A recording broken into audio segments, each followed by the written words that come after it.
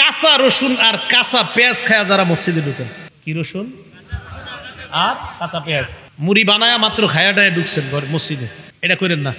তিরমিজি শরীফের 3927 নম্বর হাদিস, ক্বালা রাসূলুল্লাহ সাল্লাল্লাহু আলাইহি ওয়াসাল্লাম, আল্লাহ নবী বলেন, আন্নান নাবিয়্যা নাহা আন হাতাইনিশ শাজারাতাইন, নবীজি এই দুই গাছ থেকে নিষেধ করেছেন।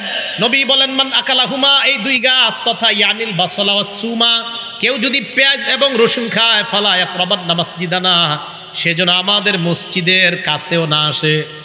নবীজি বলেন, কেউ যদি কাঁচা পেঁয়াজ আজ কাঁচা রসুন খায়, সেজন্য আমাদের মসজিদের কাছে না আসে। হ্যাঁ, যদি আপনি খাইতে হয়, যদি কাঁচা পেঁয়াজ আর কাঁচা রসুন ইত্যাদি খাইয়া অথবা পেঁয়াজ দিয়ে মুড়ি বানানো খায়া মসজিদে আসতে হয়, তাহলে ব্রাশ করে আসবেন। কি করে আসবেন? ব্রাশ। কেন ব্রাশ করে আসবেন? মুসলিম শরীফের হাদিসে আসছে, ক্বালা রাসূলুল্লাহ সাল্লাল্লাহু আলাইহি ওয়াসাল্লাম, আল্লাহ নবী বলেন, শোনো তোমরা, এই যে গন্ধযুক্ত গাছ, এই গন্ধযুক্ত গাছ যারা খায়, নবী বলেন, মান আকালা মিন হাযিহি শাজারাতিল মুনতিনা, মুনতিনা মানে গন্ধযুক্ত গাছ, যে গাছের গন্ধ আছে, যারা খাও, ফালা ইয়াকরাবান্না মাসজিদানা, মসজিদে আসবা না। প্রশ্ন হতে পারে কেন? নবীজি বলেন, ফা ইন্নাল মালাইকাতা তাআজ্জা মিম্মা ইয়াতাআজ্জা বিহিল ইনসু, মানুষ যেই জিনিস গন্ধ অপছন্দ করে, যেই গন্ধে মানুষ কষ্ট পায়, ওই গন্ধে ফেরেশতাও কষ্ট পায়। মানুষ যেই গন্ধে কষ্ট পায়, ওই গন্ধে কে কষ্ট পায়? তাহলে পেঁয়াজ রসুন, এই কাঁচা পেঁয়াজ কাঁচা রসুন এগুলা খেয়ে মসজিদে আসা যাবে না। যদি কোনো মুসল্লি নাও থাকে তাও আসবেন না। কেন মসজিদে আসবেন না মুসল্লি না থাকলে? কারণ ফেরেশতা মসজিদে আছে। তখন আপনি যখন ওই কাঁচা পেঁয়াজের গন্ধ, এটা যেমন মানুষ সহ্য করতে পারে না, ফেরেশতাও সহ্য করতে পারে না। এবার বলেন তো, কাঁচা পেঁয়াজ খায় মসজিদে যদি যাওয়া নিষেধ হয়, সিগারেট খেয়ে না, ওইটা গন্ধ তো অনেক সুন্দর, হ্যাঁ নিষেধ না? সিগারেটের দলিল কি? সিগারেট যে দুর্গন্ধ, এটা খেয়ে যাওয়া নিষেধ, দলিল কি? এই হাদিস দলিল। কারণ দুর্গন্ধযুক্ত গাছ খেয়ে যদি মসজিদে যাওয়া নিষেধ হয়, যেটা একটা হালাল, পেঁয়াজ হালাল না হারাম? হালাল। রসুন হালাল না হারাম? হালাল। এই হালাল জিনিস খেয়ে মসজিদে যাওয়া নিষেধ। ধূমপানের প্যাকেটের উপরে কি লেখা থাকে? এটা কি এখনো আছে? এখন তো নতুন কথা, ধূমপান মৃত্যু ঘটায়। তো যেই জিনিসের উপর লেখা মৃত্যু ঘটায়, এই জিনিস খায় আপনি মসজিদে গিয়ে মাশাআল্লাহ ফেরেশতাদেরকে আনন্দ দিতে চান, তাহলে ফেরেশতাদেরকে কষ্ট দেওয়া যাবে না। ভাই কষ্ট নেন নাই তো আপনারা? মানে বলতে চাইলাম, আমি তো খাইতে নিষেধ করিনি নাকি? হ্যাঁ, জর্দা না, জর্দা খেয়েও যাবেন না। পানও জর্দা এগুলা খেয়ে যাবেন না মসজিদে, একদম আপনি ব্রাশ করে যাবেন। এগুলা খাওয়ার পরে অনেকে মাশাআল্লাহ কি করে, পান চাবাইতে চাবাইতে মসজিদে গিয়ে পান ফালায়া দাঁড়া আল্লাহু আকবার, মানে কি? আরে ভাই এটা কেন? না না, এটা করবেন না। চিন্তা করে হুজুর আপনি, আমি পান খাই না, এই কথা কয়ে লাভ নাই। জিজ্ঞাসা হুজুর করে, আমি পান খাইতে দেখছেন কখনো? চিন্তা করে হুজুর মনে কয় না, নিজে মনে পান খায়। আমি খাইলেও, আমি যদি কখনো খাইতামও, তাও বলতাম আপনি পান খায় মসজিদে যায় না। শরীয়ত কি আমার উপরে চলে নাকি? কোরআন সুন্নাহর উপর শরীয়ত চলে এখানে মানুষকে। তো পান খেয়েও যাবেন না, বিড়া সিগারেট এটাও যাওয়া যাবে না। আর হলো আপনার কি, ওই যে পেঁয়াজ রসুন। হ্যাঁ, নবীজি বলছে, একান্ত যদি তোমাদের ফাইনলা বুদ্ধা কুনতুম আকিলিহা, ফাইন কুনতুম লা বুদ্ধা আকিলিহিমা, তোমরা যদি পেঁয়াজ রসুন খেতেই হয়, ফামিতুহুমা তবখ, এইগুলা তোমরা রান্না করে, এইগুলাকে সেদ্ধ করো, রান্না করে এইগুলাকে পরিশোধন করে এরপরে খাও, তখন আর গন্ধ হবে না। তাহলে কাঁচা পেঁয়াজ কাঁচা রসুন ইত্যাদি এগুলা খেয়ে মসজিদে যাওয়া ঠিক না, মসজিদ দুর্গন্ধ করা এটা ঠিক হবে না। আমরা যারা নামাজ পড়ি, আমাদের নামাজ, এই নামাজ আপনি গত 20 বছর এইভাবে পড়ছেন, হঠাৎ নতুন একজন এসে আপনাকে বললো না এইভাবে না, এইভাবে পড়ো। এখন আপনি যদি গত 20 বছর সঠিক পড়ে থাকেন, তাহলে নতুন দাওয়াত কেন নেবেন? নতুন যে দাওয়াতটা মনে করেন এটাও সঠিক, নতুন দাওয়াতটা যে ভুল তা বলছি না, নতুনটাও সঠিক। কিন্তু আপনি পুরাতন যে আমলটা করতেন, এটা যদি সুন্নাহ সম্মত হয়ে থাকে, তাহলে এটা কেন ছাড়বেন? কথা বুঝে আসছে? আশা করি ওলামা তোলাবা সোলাহা আওয়াম সর্বসাধারণ সকলের জন্য এবং আমার নিজের জন্য খুব কাজ হবে। কথাগুলা মন দিয়ে শুনবো আমরা।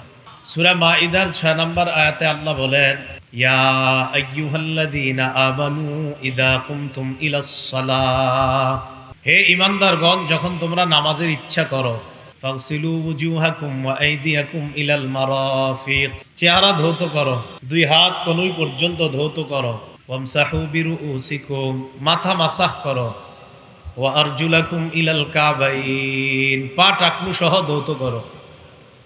ওয়া ইন কুনতুম জুনুবান ফাত্তাহহারু, আর যদি গোসল ফরজ হয় তাহলে গোসল, এই ফরজ গোসলটা করে ভালোভাবে পবিত্রতা অর্জন করো। তাহলে নামাজ পড়ার ইচ্ছা যখন করব আমরা, নামাজের আগে পবিত্রতা অর্জন করা এটা হলো জরুরি বিষয়।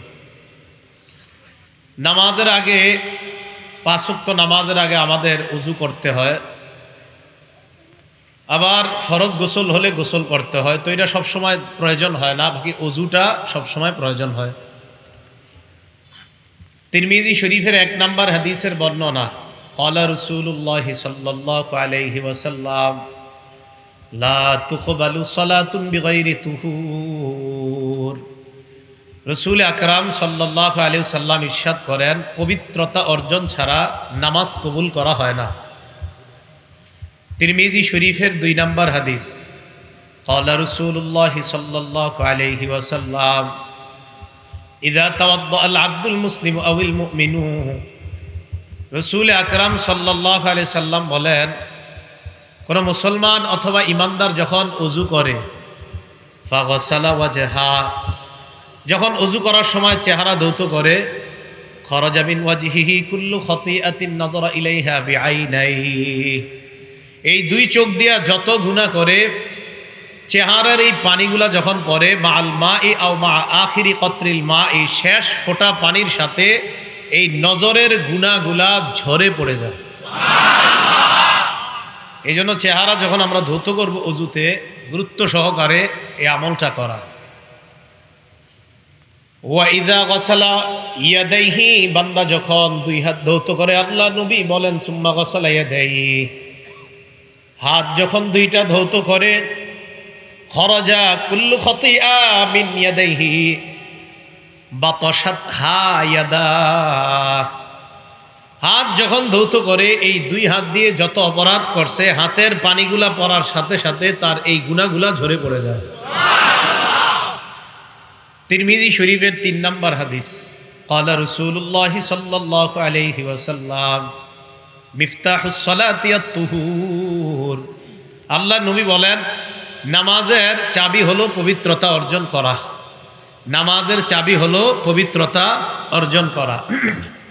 মনে রাখবেন, পবিত্রতা অর্জন করা একটা আমল, ওযু করা একটা আমল। আজকে থেকে একটা হাদিস সবসময় মনে রাখবেন, আমরা জীবনে যত আমল করি, এই আমলটা যেন সুন্দর করে করি, এটা আল্লাহ পছন্দ করেন। দলিল একটা কিতাব আছে নাম মুসনাদে আবি ইয়ালা, এই কিতাবের 4386 নম্বর হাদিসের বর্ণনা, আন আয়েশা সিদ্দিকা রাদিয়াল্লাহু তাআলা আনহা ক্বালাত ক্বালা রাসূলুল্লাহ সাল্লাল্লাহু আলাইহি ওয়াসাল্লাম, আম্মা জান আয়েশা সিদ্দিকার বর্ণনা, আল্লাহ নবী বলেন, ইন্নাল্লাহা ইউহিব্বু ইযা আমিলা আহাদুকুম আমালান আইয়ুতকিনা, তোমাদের কেউ যখন কোনো আমল করো, ওই আমলটা যেন ইতকানের সাথে সুন্দরভাবে করো, এই বিষয়টা আল্লাহ পছন্দ করেন। আমল সুন্দরভাবে করা এটা আল্লাহ পছন্দ করেন। আমি আপনি জীবনে চলার পথে যত ভালো আমল করি, এটা সুন্দরভাবে করা আল্লাহ পছন্দ করেন। বলেন ওযু একটা আমল কিনা? এজন্য ওযু যেন সুন্দরভাবে করেন, এটা নবীজির নির্দেশ। দলিল সহিহ বুখারী 6290 নম্বর হাদিসের বর্ণনা, ক্বালা রাসূলুল্লাহ সাল্লাল্লাহু আলাইহি ওয়াসাল্লাম, আল্লাহ নবী বলেন, ইযা কুমতা ইলাস সালাহ, যখন তুমি নামাজের ইচ্ছা পোষণ করবা, ফাসবিগিল উযুআ, তখন পরিপূর্ণ রূপে সুন্দরভাবে ওযু করবা। নামাজের ইচ্ছা পোষণ করবা, সুন্দরভাবে পরিপূর্ণ ওযু করবা। তাহলে হাদিসে নবী পরিপূর্ণ বললেন। এখন আপনাদের প্রশ্ন, হুজুর পরিপূর্ণ ওযু কাকে বলে এটা জানতে চাই। এটা আবার মুসলিম শরীফের 246 নম্বর হাদিস থেকে জানবো আমরা।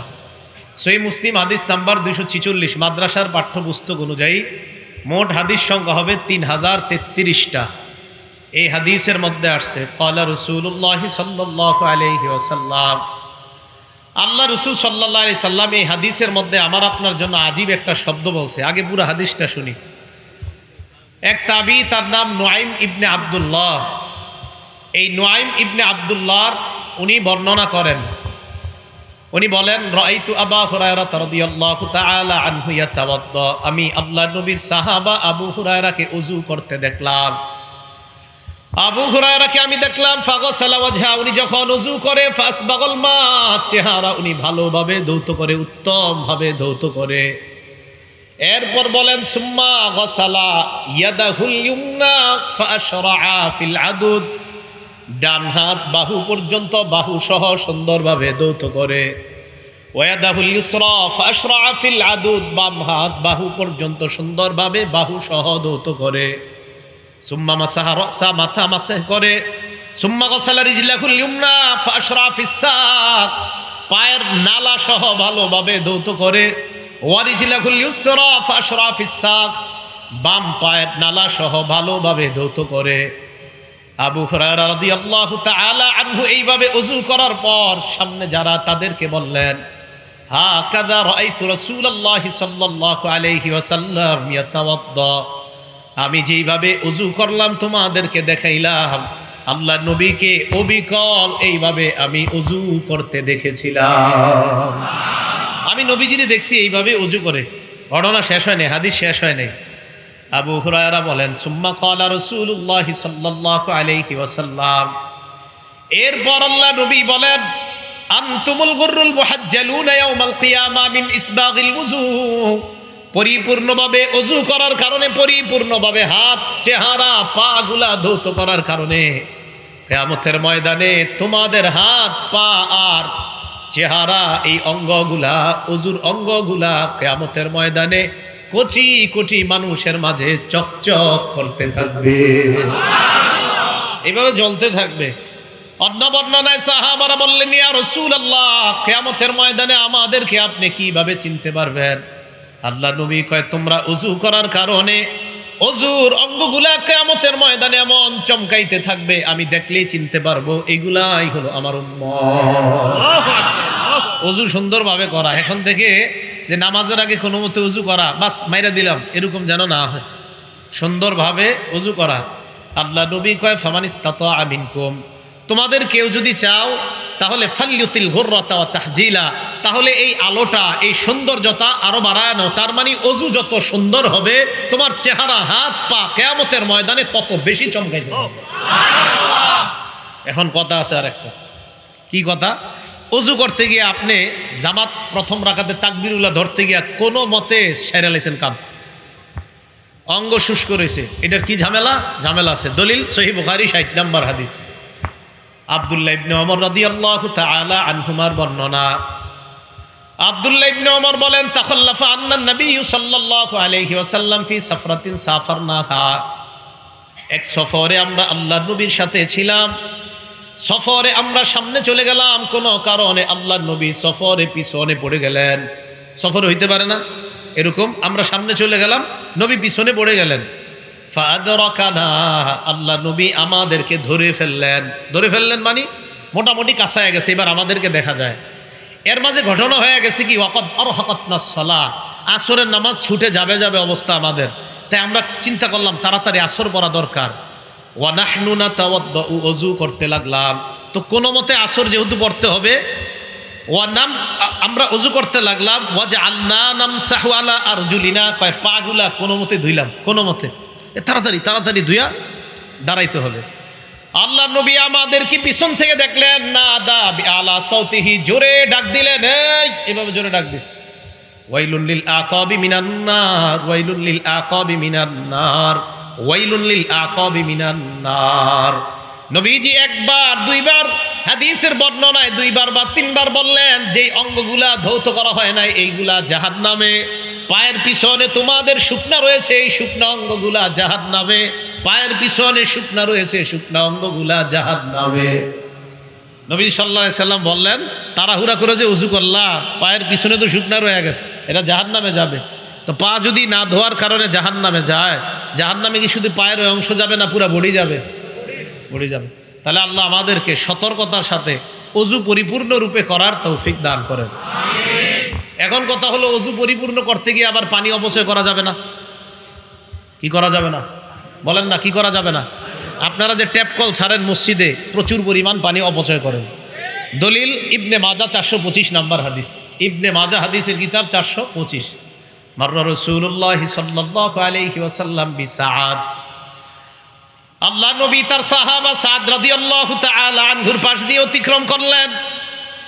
সাদ রাদিয়াল্লাহু তাআলা আন ওযু করতেছিলেন। আল্লাহ নবী তাকে বললেন, মা হাদা সারফু ইয়া সাদ, এ সাদ, ওযুর মধ্যে এত অপচয় কেন করো? হযরতে সাদ জবাব দিলেন, ইয়া রাসূলুল্লাহ আফিল ওযু ইসরাফ, হুজুর ওযুর মধ্যেও কি অপচয় হয়?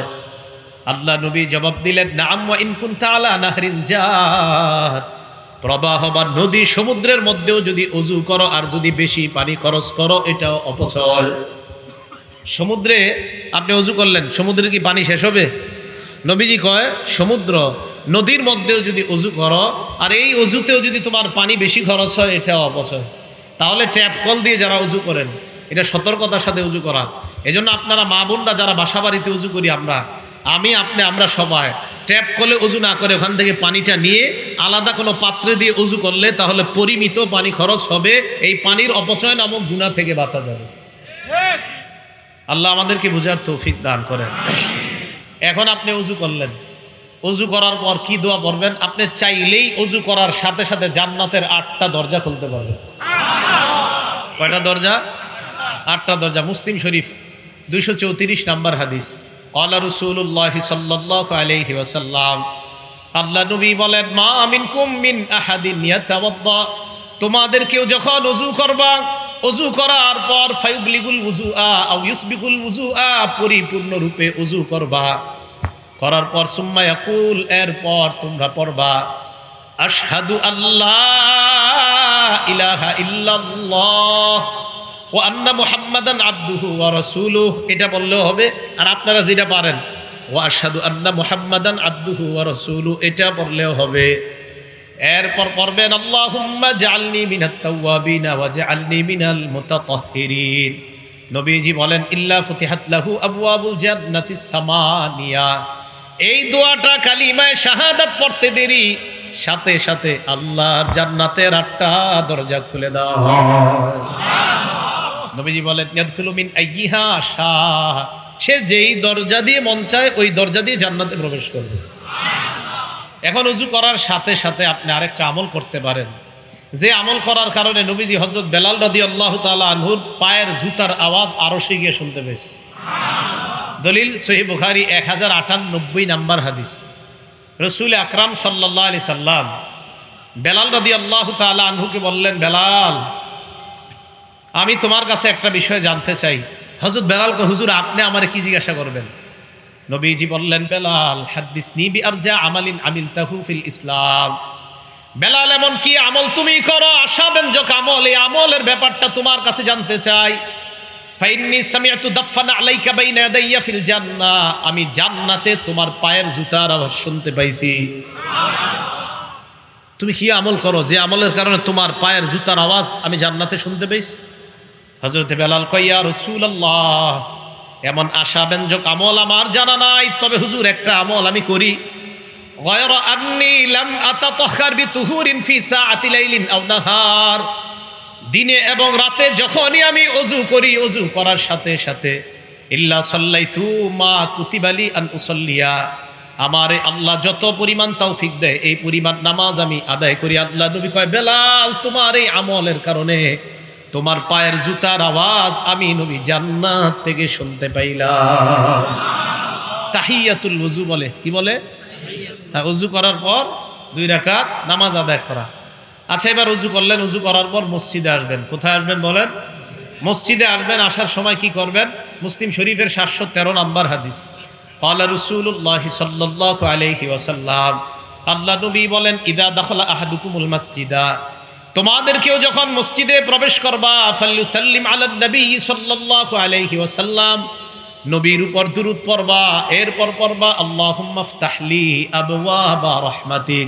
এটা গুরুত্ব দিয়ে পড়েন তো, আল্লাহুম্মা ফতাহলি আবওয়াবা রাহমাতিক।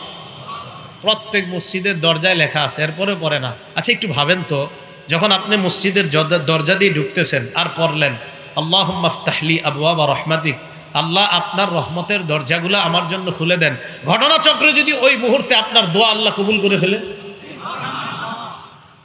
তা আপনি কেন পড়বেন না? এটা পড়বেন আর একিন রাখবেন, আল্লাহ আল্লাহ আজকে কবুল করেন, আবার একিন রাখবেন, আল্লাহ আসরের সময় বললাম আজকে কবুল করেন, আল্লাহ মাগরিবেও দোয়াটা বললাম কবুল করেন। আরে আল্লাহ যদি কবুল করেই নেই তো রহমতের সব দরজা তো আপনার জন্য খোলা। পড়বেন তো ইনশাল্লাহ। এরপর মসজিদে যখন আসবেন এই এনতে মন দিয়ে শোনেন, মসজিদে আসার পর খাদেম সাহেবরে খুঁজবেন, খুঁজে বলবেন খাদেম সাহেব মসজিদে এত ময়লা কেন, আপনি কি করেন সারাদিন, বেতন কম দেয়নি? এটা কেন না? কারণ নবীজি সাল্লাল্লাহু আলাইহি সাল্লাম মসজিদের ময়লা নিজে পরিষ্কার করছে। আমি আর আপনি কত বড় যে বাহাদুর হয়ে গেছে। কে পরিষ্কার করছে? ঠিকের আওয়াজ আসতে হয়েছে, মানে এই কাজ করতে রাজি না, এই কাজ করতে রাজি না। আল্লাহর রসুল যেখানে কাজ করছে মসজিদের, তাও কি ময়লা, নাকের, আরেকজনের নাকের ময়লা নবী নিজে পরিষ্কার করছে। আপনারা তো এক একজন লাট বাহাদুর। দলিল সহিহ বুখারী 5760 নম্বর হাদিস। বুখারীর সব মানে, খালি ইটা মানতে চায় না। বাইনামান নবী সাল্লাল্লাহু আলাইহি ওয়াসাল্লাম ইউসাল্লি, আল্লাহ নবী নামাজে দাঁড়াইলেন। নামাজে দাঁড়ানোর পর রাআ ফি কিবলাতিল মসজিদি নুখামা, মসজিদের কিবলার মধ্যে সামনের দেয়ালের মধ্যে আল্লাহ নবী দেখলেন নাকের ময়লা দেখা যায়। নাকের ময়লা দেখার পর হাক্কাহা বিয়াদিহি, আল্লাহ নবী নিজের হাত মুবারকের মাধ্যমে ওই নাকের ময়লা পরিষ্কার করলেন। ফাতাগাইয়াজা, এরপর নবীর চেহারা মুবারক লাল হয়ে গেছে, রাগে নবীর চেহারা মুবারক লাল। আল্লাহ নবী কয়, তোমরা কি করো মসজিদের মধ্যে আইসা নাকের ময়লা ফালাও? শোনো তোমরা, ইন্না আহদাকুম ইযা কানা ফিস সালাহ, তোমাদের কেউ যখন নামাজের মধ্যে থাকো, ফা ইন্নাল্লাহা হিয়ালা ওয়াজহিহি, মনে রাখবা তোমার সামনে আল্লাহ থাকেন। ফালা ইয়াতানাখামান্না আহাদুকুম হিয়ালা ওয়াজহিহি, চেহারার দিকে কখনো থুতু নাকের ময়লা ফালাইবা না, কারণ তোমার চেহারার সামনে আল্লাহ। যাই হোক, এখান থেকে দলিল পাইলাম মসজিদের ময়লা আমার নবী সাল্লাল্লাহু আলাইহি সাল্লাম সাধারণ ময়লা না, আরেকজনের নাকের ময়লা নিজ হাতে পরিষ্কার করছে। আমরা যারা মসজিদে যাব, যাওয়ার পর কোনো ময়লা দেখলে যদি সম্ভব হয় নিজে ময়লাটা পরিষ্কার করেন। কি আপনারা সবাই আমলটা করতে রাজি আছেন তো ইনশাআল্লাহ? আল্লাহ তৌফিক দান করেন।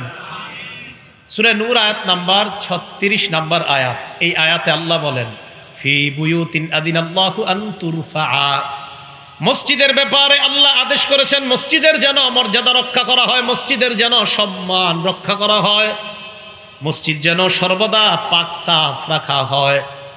বুখারী 446 নাম্বার হাদিসের বর্ণনা, আন্না রাজুলান আসওয়াদা আও ইমরাআতান সাউদা কানা ইয়াকুমুল মসজিদা, একজন কালা ব্যক্তি অথবা কালো নারী মসজিদ পরিষ্কার করত, মসজিদ ঝাড়ু দিত।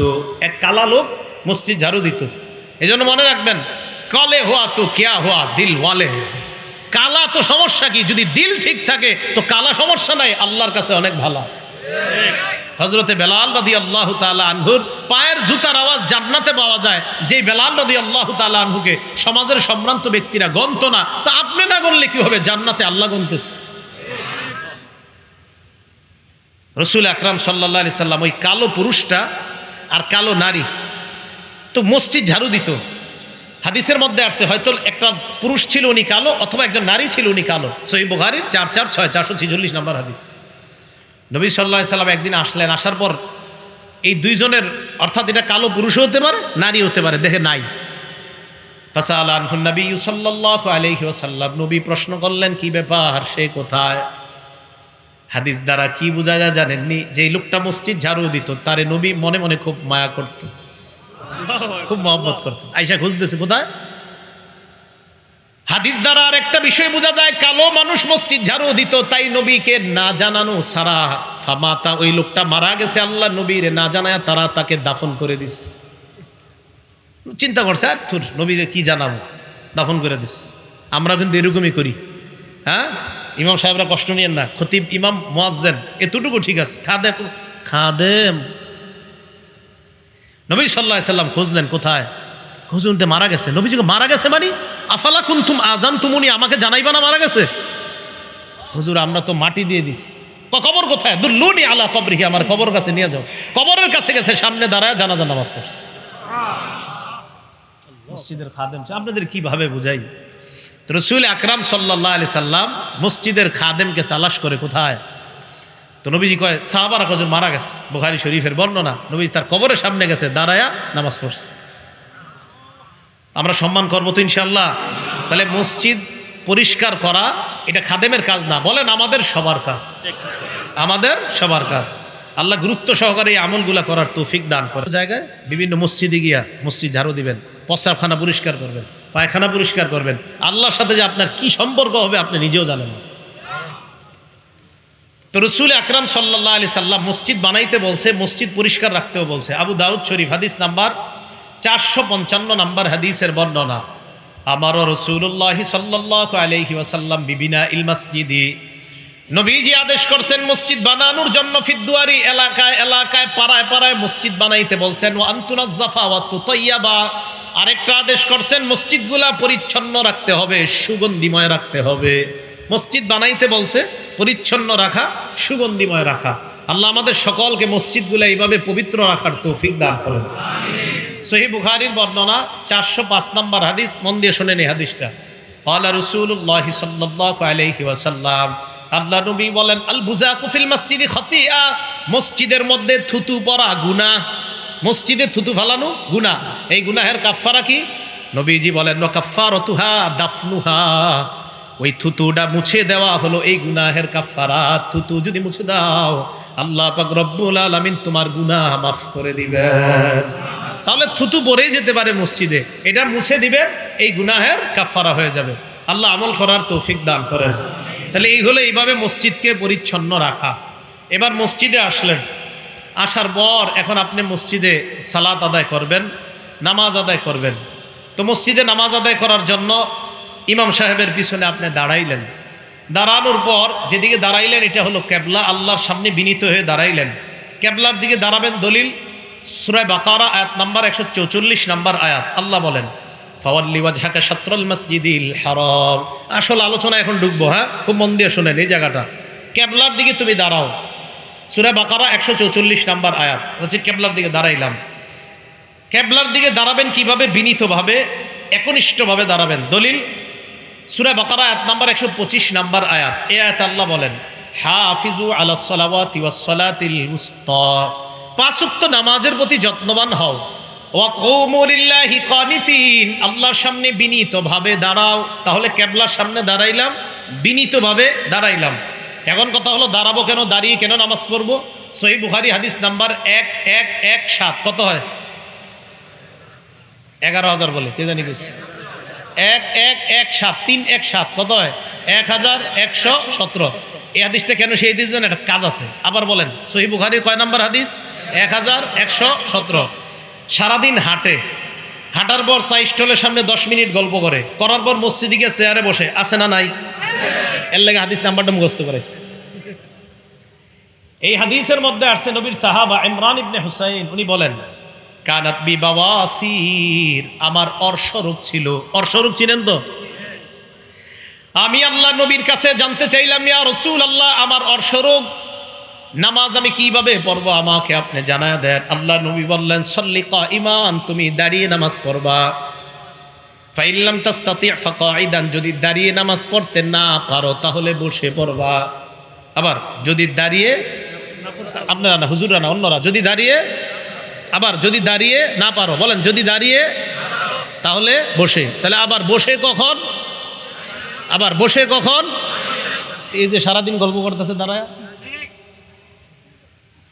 সাল্লি কাইমান, দাঁড়িয়ে নামাজ পড়ো। ফাইল্লাম তাস্তাতি ফাকাইদান, দাঁড়িয়ে না পারলে বসে। ফাইল্লাম তাস্তাতি কাইদান, যদি বসে না পারো ফাআলা জামবিন, শুয়ে শুয়ে। তাহলে বলেন তো, এক নাম্বার যদি দাঁড়ানোর সক্ষম হয় তাহলে কিভাবে নামাজ পড়তে হবে? তাহলে দাঁড়াইলাম, কেবলার সামনে দাঁড়াইলাম, এবার আমি নামাজ শুরু করব। আসল আলোচনায় ঢুকতেছি। আমি আরিফ বিন হাবিব কিভাবে নামাজ পড়ি এটাই কই আমি। এবার আমি নামাজে দাঁড়াবো। দাঁড়ানোর পর আল্লাহু আকবার বলবো আমি, এটা বলে তাকবীর বলবো আমি। এখন কথা হলো, আল্লাহু আকবার যে বলবো এটার দলিল আছে কোথায়?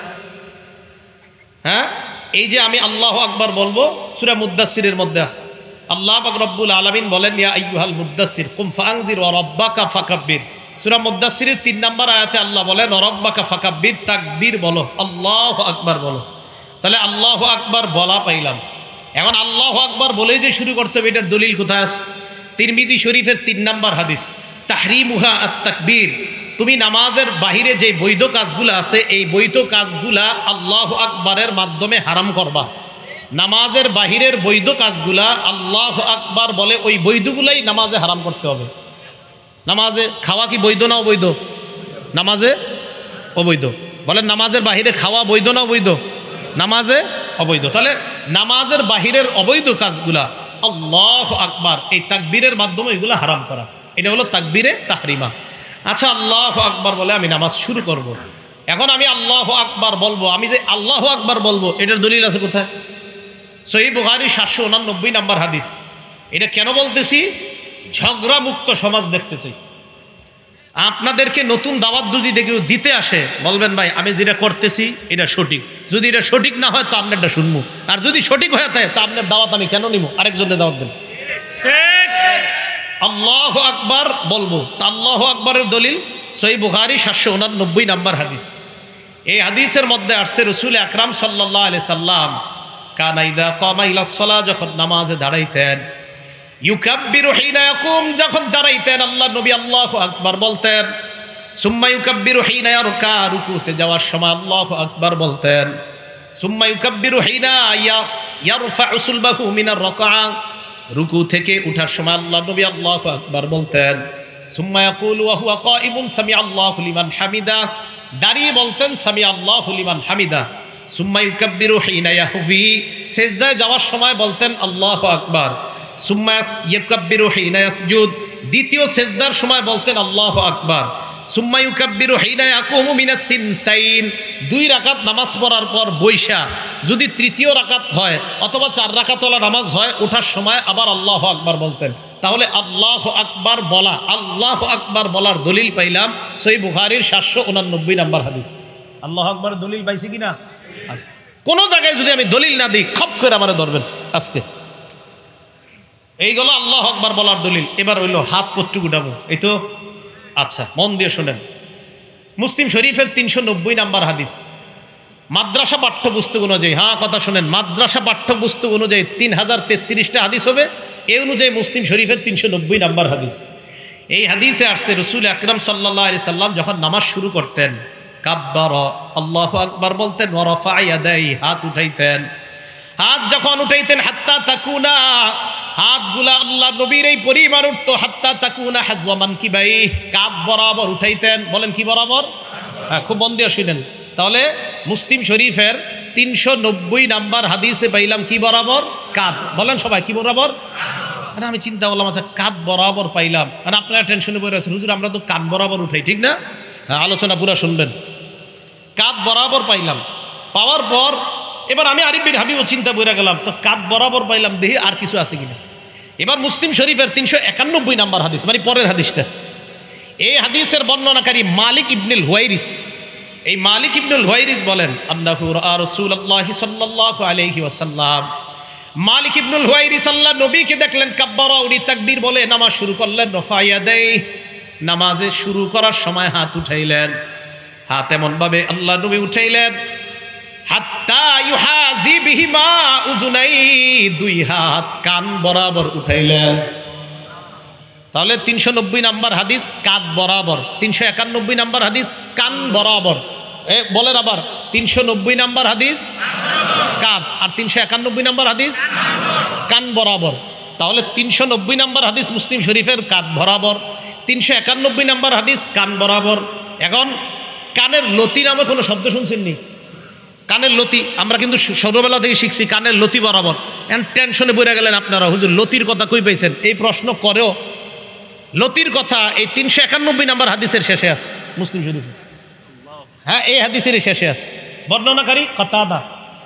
এই কতাদা রাদিয়াল্লাহু তাআলা আনহুর বর্ণনা, আন্নাহু রাআ রাসূলুল্লাহি সাল্লাল্লাহু আলাইহি ওয়াসাল্লাম কাব্বারা, আল্লাহ নবী তাকবীর বললেন। রফা ইয়াদাই, নবী হাত উঠাইলেন। হাত্তা ইউহাদি বিহিমা ফুরুআ উযুনাই, আল্লাহ নবী 2 হাত কানের লতি বরাবর উঠাইছে। মুসলিম শরীফের 390 নম্বর হাদিস কাঁধ বরাবর। বলেন কাঁধ কি বরাবর? কাঁধ। 391 নম্বর হাদিসে 2টা আমল, একটা হলো কান বরাবর আর একটা কানের লতি বরাবর। এখন আসেন, হুজুর কাঁধ পাইলাম, কান পাইলাম, লতি পাইলাম, আপনারা আবার বক্তব্যে শিখান যে 2 হাতের বৃদ্ধাঙ্গুলি লতি বরাবর থাকা, এটা কই পাইছেন? তহাবি শরীফ 1 নম্বর খণ্ড 144 নম্বর পৃষ্ঠা। এই পৃষ্ঠায় আছে রসুল আকরাম সাল্লাল্লাহু আলাইহি সাল্লাম যখন তাকবীর বলে নামাজ শুরু করতেন, হাত উঠাইতেন। হাত যখন উঠাইতেন তখন রসুল সাল্লাল্লাহু আলাইহি সাল্লামের হাত্তা ইয়াকুনু ইবহামাহু, নবীর এই দুই বুড়ো আঙ্গুল মুবারক করিবা বিন শাহবাতাই উজুনাই, কানের লতি বরাবর আসতো। এখন আসেন, এখন প্রশ্ন হলো হুজুর কাঁধ মানবো না কান মানবো না লতি মানবো? এটা হলো প্রশ্ন। আমি আরিফ বিন হাবিব বলবো আমি এমন এক আমল করবো যে আমলে নবীর 3 হাদিসের উপর আমল হয়। এখন আমার দিকে তাকান, আন্দাজি ঠিক করেন না, বুঝে শুনে করেন। এই দেখেন বুড়ো আঙ্গুল কানের লতি বরাবর আছে। আমার দুই হাতের তালু দেখেন কাঁধ বরাবর, 2 হাতের তালু কি বরাবর, বুড়ো আঙ্গুল কি বরাবর, লতি। আর দুই হাত কান বরাবর। তাহলে লতি বরাবর হাত উঠাইলে কাদের হাদিসের আমল হয়, কানের হাদিসের উপর আমল হয়, লতির হাদিসের উপর আমল হয়। আমার সওয়াব বেশি দরকার তাই আমি 3 হাদিসের উপর আমল করি। আপনি যদি সওয়াব কম দরকার হয় তো করেন কম। আমার যদি কেউ বলেন হুজুর আপনি এটা কেন করেন, আমার সওয়াব বেশি দরকার তাই এটা করি, এটার নামই হানাফি মাযহাব। এটার নাম কি মাযহাব? হানাফি মাযহাব। মনে করে নতুন ধর্ম। তাহলে হাত উঠাইলাম, রয়ে গেল এবার হাত বাঁধবেন কই হুজুর? ঠিকই তো। এই ব্যাপারে 3টা হাদিস শোনেন। 1 তিরমিজি শরীফের 252 নম্বর হাদিস। এই হাদিসের মধ্যে আসছে কানান নবী সাল্লাল্লাহু আলাইহি ওয়াসাল্লাম ইয়াউম্মুনা, নবী আমাদের ইমামতি করতেন। ইয়াখুযু শিমালাহু বিয়ামিনিহি, আল্লাহর নবী বাম হাতকে ডান হাত দিয়ে ধরতেন। কোথায় ধরতেন নাই, ডান হাত দিয়ে বাম হাত ধরতেন এটা আছে, কোথায় ধরতেন এটা নাই। আবার বলছি, ডান হাত দিয়ে বাম হাত ধরতেন, কোথায় ধরতেন এটা নাই। তাহলে হাদিস একটা পাইলাম তিরমিজি শরীফের 252 নম্বর, ডান হাত দিয়ে বাম হাত ধরতেন। এবার বুখারী শরীফের 740 নম্বর হাদিস শুনেন। এই হাদিসে আসছে কানান নবী কানান নাস ইউবারুনা আইয়াদা আর-রাজুলুল ইয়াদাল ইউমনা আলা জিরাইহিল ইউসরা, সাহাবাদেরকে আদেশ করা হতো সাহাবারা যেন ডান হাত দিয়ে বাম হাতের বাহু ধরে। বলেন ডান হাত বাম হাতের বাহুতে রাখবে, বলেন ডান হাত বাম হাতের। প্রথমে পাইলাম ডান হাত দিয়ে বাম হাত ধরা, বুখারীর হাদিসে পাইলাম ডান হাত বাম হাতের বাহুতে রাখা। এখন আপনাকে প্রশ্ন হুজুর আমরা তো কবজি ধরি, এই তো, আর আমরা কবজি ধরি না। তাহলে আবার আগের কথা, এমন এক হাদিসের উপর আমল করবো যে হাদিসে বাহুও আসে, কবজিও আসে, তালুও আসে, যে আমল করলে নবীর 3 হাদিসের উপর আমল হয় এমন কোনো হাদিস পাই কিনা দেখি। আবু দাউদ শরীফের 727 নম্বর হাদিস, হাদিস যা বলছি সব সহিহ হাদিস। আবু দাউদ শরীফের 727 নম্বর হাদিস। এই হাদিসে আসছে রসুল আকরাম সাল্লাল্লাহু আলাইহি সাল্লাম ওয়াদা ইয়াদাহুল ইউমনা আলা জহরি কাফিহিল ইউসরা ওয়ার রুসগি ওয়াস সাইদি, নবীর ডান হাত দিয়ে বাম হাত মুবারক এমনভাবে ধরতেন যে নবীর ডান হাত বাম হাতের তালুর পিঠ ধরতো, বাম হাতের কবজি ধরতো, বাম হাতের বাহু ধরতো। ওই আগের তিরমিজির হাদিসে আছেন 255 নম্বর হাদিসে আছে হাত ধরতেন, বুখারীর 740-এ আছে বাহু ধরতেন, আর আবু দাউদের 727 নম্বর হাদিসে পাইলাম বাহুও পাইলাম, কবজিও পাইলাম, হাতের এই তালুর পিঠও পাইলাম। তো এই হাদিসের উপর আমল করলে বুখারীর হাদিস অনুযায়ী বাহুর উপর আমল হয়, তিরমিজির হাদিস অনুযায়ী হাত ধরার আমল হয়, আবু দাউদের হাদিস অনুযায়ী কবজি, হাতের তালুর পিঠ এবং বাহু সবগুলোর উপর আমল হয়। ভাই আমি এই জন্য এটা পালন করি। আমি কখনো কাউকে আঘাত করে কথা বলা পছন্দ করি না আমি, কিন্তু আমাকে যদি বলেন কেন, আমি বলবো এই কারণে আমি 3 সুন্নাহ পালন করে বেশি সওয়াব চাই। আমি আগেও বললাম ওই জায়গায় আমি বেশি সুন্নাহ পালন করে বেশি সওয়াব চাই। এবার শুনছেন দ্বিতীয় কথাটা, এটাই হানাফি মাযহাব। এটা কি মাযহাব? এটা কোনো নতুন ধর্ম না, এই ভুল বুঝবেন না। এবার আসেন হাত বাঁধবেন, এই তো কি করবেন, হাত বাঁধবেন। এই কথাগুলোর বিরুদ্ধেও যদি কারো কেউ থাকেন মন দিয়ে শোনেন, শিক্ষিত কোনো যুবক ভাইরা যদি থাকেন শোনেন, শোনার পরে আমার বিরুদ্ধে কিছু লেখার আগেও আপনি অন্তত মাথাটা লাগায় চিন্তা করবেন যে আসলে রসুলের সুন্নাহ কোনটা। আর আমি তো কাউকে আঘাত করে কাউকে ইঙ্গিত করে কিছু বলছি না, আমি শুধু বলছি আমার সালাত শুদ্ধ কিনা, আমার সালাত কি কিনা, আমার নামাজ। আমি পড়াশোনা কইরা মনে করছেন যে আন্দাজে আমল করবো, নামাজ শুদ্ধ হবে না, পাগল নাকি আমি? হ্যাঁ, তা আমি পড়ছি কি করতে? একজন ডাক্তার হয়েছে, ডাক্তার হওয়ার পর ওনারা আপনি বললেন তুমি পাগল, বেচারা কষ্ট পাবে না? তা আমি এই 16 বছর 20 বছর পড়াশোনা করলাম ভুল আমল করার জন্য না সঠিকটা জানার জন্য? তাই ভাই আমি আমারটা বলছি। এখন আসেন হাত রাখা। সহিহ ইবনে হিব্বান আরও অনেকগুলা কিতাব আছে, বলে এই জায়গায় খালি মুসান্নাফ ইবনে আবি শাইবা মনে রাখবেন। মুসান্নাফ ইবনে আবি শাইবা 3959 3959 নম্বর হাদিস।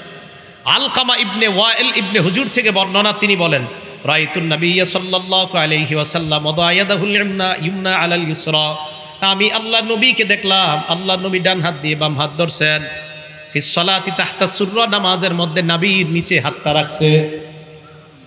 আমি আল্লাহর নবীকে দেখলাম, আলকামা ইবনে ওয়াইল ইবনে হুজুর বলেন আমি আল্লাহর নবীকে দেখলাম ডান হাত বাম হাতের উপর রাখছে নাভির নিচে। আর যে আগের আমলটা বললাম যদি এই জায়গায় ধরেন অটোমেটিক আপনার হাত নাভির নিচে চলে যাবে। আল্লাহর নবীকে দেখলাম আমি নাভির নিচে রাখছে। এটা হলো মুসান্নাফ ইবনে আবি শাইবার 3959 নম্বর হাদিসের বর্ণনা, সনদ সহিহ। 3960 নম্বর হাদিস যে বর্ণনা ওইটারও সনদ সহিহ। ওই বর্ণনার মধ্যে এক তাবির বর্ণনা আছে সনদ সহিহ। উনিও বলছেন যে রাসূল আকরাম সাল্লাল্লাহু আলাইহি সাল্লামের নামাজের পদ্ধতি এটাই যে ডান হাতকে বাম হাতের উপরে রাখা। শুধু তাই না, ইমাম বুখারী রহমতুল্লাহি আলাইহির উস্তাদ ইসহাক ইবনে রাহওয়াই রহমতুল্লাহি আলাইহি বলেন নাভির নিচে হাত রাখা এটা আল্লাহর নিকটে হওয়ার বেশি উপায়। সুবহানাল্লাহ। কার উস্তাদ? কইতে শরম করে, কার উস্তাদ? জি, মানে এটা চিন্তা করে পড়ে গেছেন আপনি, ইন্না হুজুর ইমাম বুখারীর উস্তাদ নাভির নিচের কথা কইছে, টেনশনে পড়ে গেছেন। ইমাম বুখারী রহমতুল্লাহ আলাইহির উস্তাদ ইসহাক ইবনে রাহওয়াই উনি বলেন নাবি তাহতা সুররা, নাভির নিচে হাত রাখাটা আকরাবু ইলাল্লাহ, এটা আল্লাহর কাছে অধিক পৌঁছার এবং আল্লাহর আনুগত্য বেশি প্রকাশ পায় নাভির নিচে হাত রাখলে। আমি কিন্তু বলছি না অন্যগুলা ভুল, এটাও একবারও বলি নাই। আমি বলছি আমি কেন এইভাবে নামাজ পড়ি। তো আমি ভাই এই জন্য বলি ইমাম বুখারী রহমতুল্লাহ আলাইহির উস্তাদ একটা কথা বলছে, তো আপনি ওই যুগে একটা বলছেন, তা আপনারটা আমি কেন শুনবো, ওনারটা না শুই না? না যদি বলেন না হুজুর আমারটাই শুনতে হবে ওনারটা শুনেন না, তখন আমি কমো আচ্ছা তো কি করা, ঠিক আছে আপনারটাই শুনিয়া আইন, কি করবেন কন। এই তো ইমাম বুখারী রহমতুল্লাহ আলাইহির উস্তাদের কথা তুই আপনারটা শুনবো না। আমি আবারও বলছি আমি এইভাবে কেন নামাজ পড়ি, শুধু এইগুলা বলছি। এবার আসেন হাত রাখলাম, রাখার পর এবার সালাত শুরু হয়ে গেল। তো মোটামুটি যেতটুকু নিয়ে আপনাদেরকে নতুনভাবে কিছু শিখাইতে চাই এতটুকু কিন্তু হয়ে গেছে। মুসান্নাফ ইবনে আবি শাইবা 3959, 3960, 3963 তিনোটার সনদ সহিহ। বলেন তিনোটার সনদ সহিহ।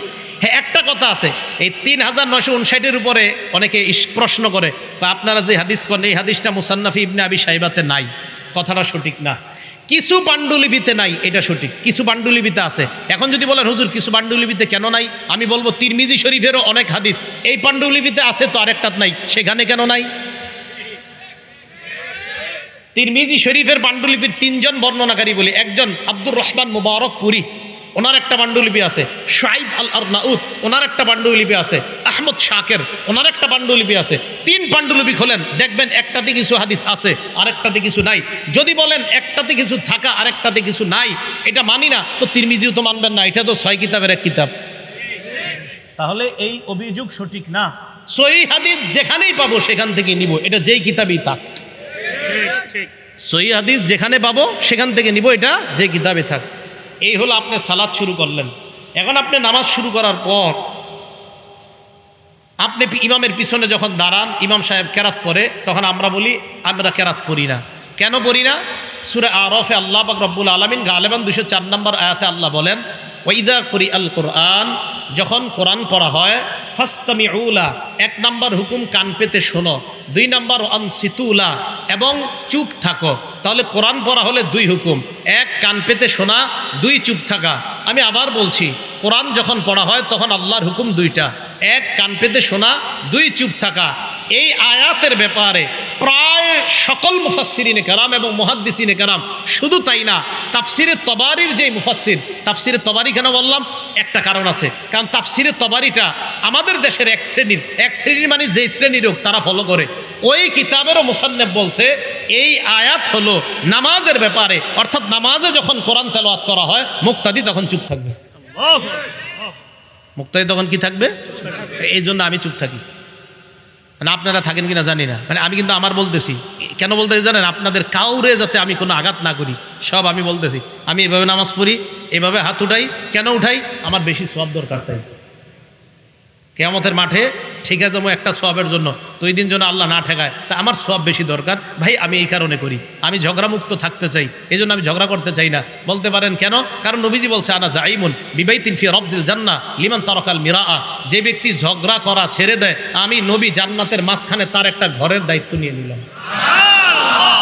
ঝগড়া করতে চাই না। আমার যদি কেউ বলেন হুজুর আহেন পারলে আমার সাথে বসেন, আমি বলবো বসাবসির দরকার নাই, আমি এইভাবে নামাজ পড়ি এই হাদিসের কারণে, এইভাবে হাত উঠাই ওই হাদিসের কারণে, এইভাবে হাত বাঁধি এই হাদিসের কারণে, আমি এইভাবে আমল করলে দেখি 3 সুন্নাহ পালন করা হয়, আমি এইভাবে হাত বাঁধলে দেখি 3 সুন্নাহ পালন করা হয়, আমি ওইভাবে হাতটা উঠাইলে দেখি 3 সুন্নাহ পালন করা হয়, সুন্নত 3টা পালন করলে 3 সুন্নতের সওয়াব হয়, এই জন্য আমার সওয়াব বেশি দরকার, তাই করি।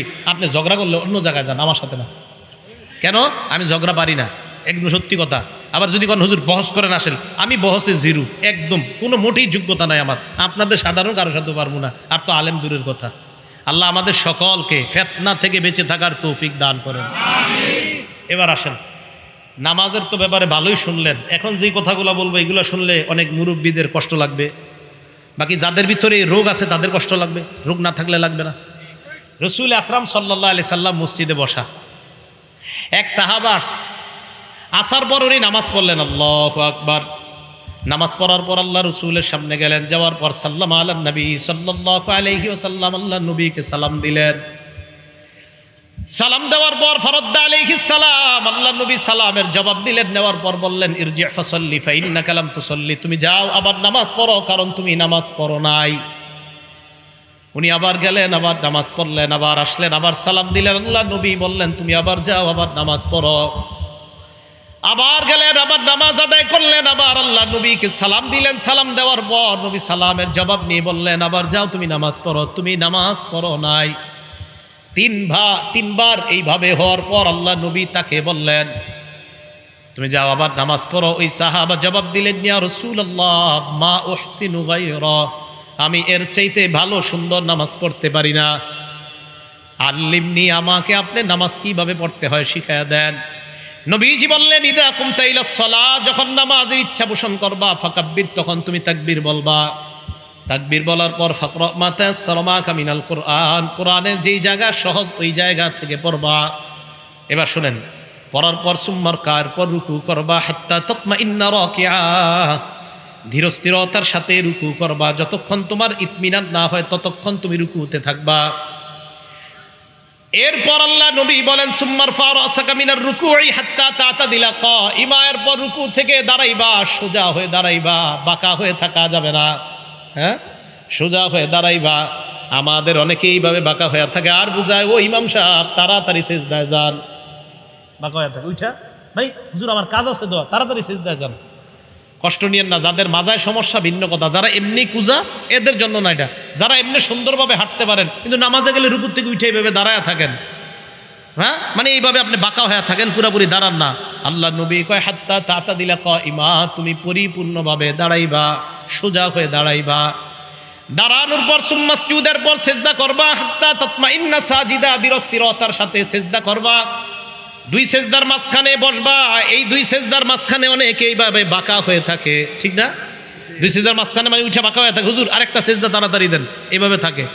মনে রাখবেন বাঁকা হওয়াটা যদি বেশিরভাগ নিচের দিকে থাকে তো আপনার তো সেজদা একটা হইলো, আরে বাঁকা হওয়া যদি বেশি নিচের দিকে থাকে তো আপনার সেজদা 2টার দেওয়ার কথা না, তো আপনার তো কোনো ওজোর নাই, আপনি ইচ্ছা করে এইভাবে রয়েছেন, মানে আপনি এক সেজদা থেকে এখনো উঠেন নাই, 2 সেজদার মাঝখানে আপনি বসেন নাই। আল্লাহ নবী বললেন এইভাবে 2 সেজদার মাঝখানে বসবা। ইফআল যালিকা ফি সলাতিকা কুল্লিহা, আমি যেইভাবে তোমাকে নামাজ শিখাইলাম এইভাবে তুমি নামাজ পরিপূর্ণ করবা। নামাজ পরিপূর্ণ করার পর সালাম ফিরানোর পর, নামাজের পর সালাম ফিরানোর পর কিছু আমল আছে, এই আমলগুলা করবেন। নবীজির সাহাবা হযরত মুআজকে আল্লাহ নবী বলেন মুআজ আল্লাহর কসম আমি তোমাকে ভালোবাসি। আবার বললেন মুআজ আল্লাহর কসম আমি তোমাকে ভালোবাসি। সাহাবা নবীর যেটা করার কথা উল্টা নবী সাহাবারে কয় আমি তোমাকে ভালোবাসি, আমি তোমাকে ভালোবাসি। নবী সাহাবারে কয় ভালোবাসার দাবি নি বলিলা তাদান্না দুবরা কুল্লি সালাতিন মাকতুবা আন তাকুলা আল্লাহুম্মা আইন্নি আলা যিকরিকা ওয়া শুকরিকা ওয়া হুসনি ইবাদাতিক। মুআজ, তুমি কখনো নামাজের পর এই আমলটা ছাড়বা না। সালাম ফিরানোর সাথে সাথেই তুমি পড়বা আল্লাহুম্মা আইন্নি আলা যিকরিক ওয়া শুকরিক ওয়া হুসনি ইবাদাতিক। তুমি জিন্দেগিতেও নামাজের পরে আমলটা ছাড়বা না। তা আশাবাদী আমি। আপনারা সালাম ফিরানোর পর ইমাম সাহেব যারা আছি, আমি আলহামদুলিল্লাহ আমরা যারা আছি, আমি যেই মসজিদগুলা আমার তদারকিতে আছে সব মসজিদে আমলগুলা সালাম ফিরানোর পর মুসল্লিদেরকে আমল করার সুযোগ দেওয়া। তো আল্লাহুম্মা আইন্নি আলা যিকরিক ওয়া শুকরিক ওয়া হুসনি ইবাদাতিক, এই আমলটা করা। আর আস্তাগফিরুল্লাহ আস্তাগফিরুল্লাহ 3 বার পড়া, আস্তাগফিরুল্লাহ আস্তাগফিরুল্লাহ 3 বার পড়া। আর কিছু তাসবিহাত আছে, 3 বার সুবহানাল্লাহ, 3 বার আলহামদুলিল্লাহ, 33 বার সুবহানাল্লাহ, 33 বার আলহামদুলিল্লাহ, 33 বার আল্লাহু আকবার। 99 হওয়ার পর 34তম বারে পড়বেন, মানে 34তম বার মানে আল্লাহু আকবার 33 বার বলার পর 34তম, আর 3 33 99 হওয়ার পর 100তম বারে পড়বেন লা ইলাহা ইল্লাল্লাহু ওয়াহদাহু লা শারীকা লাহ লাহুল মুলকু ওয়া লাহুল হামদু ওয়া হুয়া আলা কুল্লি শাইইন কাদির। এই দোয়াটা যদি কেউ পড়ে, রাসূল আকরাম সাল্লাল্লাহু আলাইহি সাল্লাম বলেন এই 100 বার হওয়ার পর গুফিরাত খাতায়া ওয়া ইন কানাত মিসলা জাবাদিল বাহরি, সমুদ্রের ফেনা পরিমাণ গুনাহ হলেও তার গুনাহ আল্লাহ মাফ করে। আরেকটা পড়েন আমার সাথে, সুবহানাল্লাহি ওয়া বিহামদিহি, বাস এটুকুই 100 বার। কয়বার? এটা যদি 100 বার পড়েন, আল্লাহ নবী বলেন এটা পড়লেও সমুদ্রের ফেনা পরিমাণ গুনাহ যদি হয় তার গুনাহ আল্লাহ মাফ করে দেয়। আর আয়াতুল কুরসি পড়বেন। বুলুগুল মারাম 97 নম্বর হাদিস, এই হাদিসের মধ্যে আসছে ক্বালা রাসূলুল্লাহ সাল্লাল্লাহু আলাইহি ওয়াসাল্লাম মান ক্বারা আয়াতুল কুরসি দুবুরা কুল্লি সালাতিন মাকতুবা, কোন ব্যক্তি যদি ফরজ নামাজের পর আয়াতুল কুরসি পড়ে, লাম ইয়ামনাহু মিন দুখুলিল জান্নাহ ইল্লাল মাউত, মরবে আর জান্নাতে যাবে। এই 2 জান্নাত আর ওই ব্যক্তির মাঝে ব্যবধান হলো মৃত্যুবরণ করা। মারা যাওয়ার সাথে সাথে আল্লাহর জান্নাতের মেহমান। তাহলে এটা কখনো ছাড়বেন না। মা বোনরা যারা পারেন না দেখে দেখে আয়াতুল কুরসি পড়বেন, আপনারা যারা পারেন না দেখে দেখে আয়াতুল কুরসি পড়বেন। এরপরে যদি মুনাজাতের প্রয়োজন হয়, মুনাজাতে যদি কারো শরীক হইতে মন চায় হবেন, মন না চাইলে হবেন না। কোনো আলেম বলে না যে মুনাজাত নামাজের অংশ, এটা আপনারা শুধু শুধু ইমামদের উপর অভিযোগ দেন। কয় কি যে ইমাম সাহেবরা বলে মুনাজাত নাকি নামাজের অংশ। না, মুনাজাত ইমাম সাহেব করে ওনার মন মতো। আপনার মন চাইলে ওনার সাথে শরীক হবেন, মন না চাইলে শরীক হবেন না। মনে রাখবেন নামাজ আলাদা ইবাদত, মুনাজাত আলাদা ইবাদত। মনে থাকবে, নামাজ বলেন নামাজ আলাদা ইবাদত, মুনাজাত আলাদা ইবাদত। কোনো মুসল্লি যদি মন চায় আমি মুনাজাত করবো না, আমি দাঁড়ায় সুন্নত পড়ব, আপনি বলেন আপনার কোনো ইমাম সাহেব না করছে কোনো দিন, তা আন্দাজি অভিযোগ দেন কেন? এই জন্য আপনার এরপরে যদি মন চায় উনি মুনাজাত করলে আপনার মন চাইলে ওনার সাথে মুনাজাতে শরীক হবেন, মন না চাইলে শরীক হবেন না। যদি কোথায় আলা ইবনে হাজরামি রাসূল সাল্লাল্লাহু আলাইহি সাল্লামের সাহাবা ফজরের নামাজের পর মুনাজাত করছে, অন্য যারা সামনে ছিল তারা আমিন আমিন বলছে। তারা কি বলছে? আমিন আমিন বলছে। এটা বলার পরে এখন কি বলবে জানেননি অনেকে, হুজুর উনি তো ক্ষেত্র বিশেষ মুনাজাত করছে। অনেকে বলবে কি ক্ষেত্র?